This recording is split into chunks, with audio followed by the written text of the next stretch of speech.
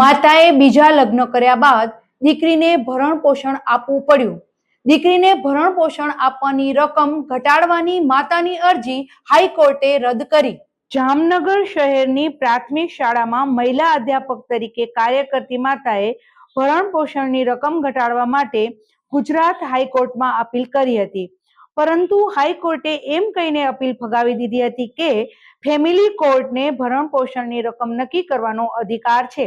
હાઈકોર્ટે જણાવ્યું, આ કોર્ટનો અભિપ્રાય છે કે 15,000 રૂપિયાની ભરણ પોષણ રકમ આપવામાં ફેમિલી કોર્ટે કોઈ ભૂલ કરી નથી. દીકરીના પિતાના મૃત્યુ બાદ માતાએ બીજા લગ્ન કર્યા હતા. પહેલા લગ્નથી તેને એક દીકરી હતી. દીકરીએ સાવકા પિતા અને ભાઈ સાથે રહેવાનો ઇનકાર કરતા માતા તેને ધોરણ 10 નું ₹5,000 ભરણ પોષણ ચૂકવતી હતી. બાદમાં દીકરીએ કોલેજ ફીની માંગણી કરી હતી, જે માતાએ ન આપતા તેણે સપ્ટેમ્બર 2023માં જામનગર ફેમિલી કોર્ટમાં અરજી કરતા કોર્ટે માતાને દીકરીના નર્સિંગ કોર્સ માટે 6 સેમેસ્ટર માટે દર સેમેસ્ટર દીઠ ₹25,000 અને માસિક ₹15,000 ભરણ પોષણ ચૂકવવાનો આદેશ આપ્યો હતો.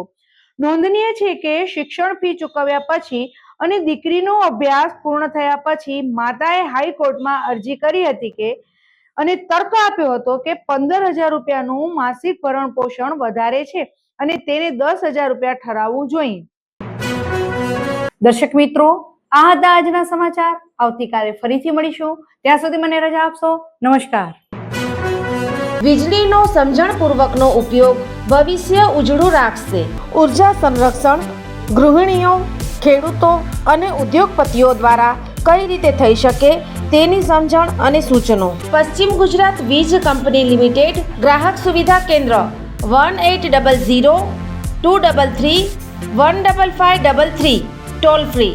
વિઝિટ અસ www.pgvcl.com.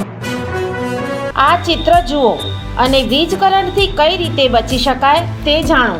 થોડીક જાગૃતતા, જિંદગીભરની સલામતી. વીજ સુરક્ષા પ્રથમ. પશ્ચિમ ગુજરાત વીજ કંપની લિમિટેડ, વર્તુળ કચેરી, ભુજ.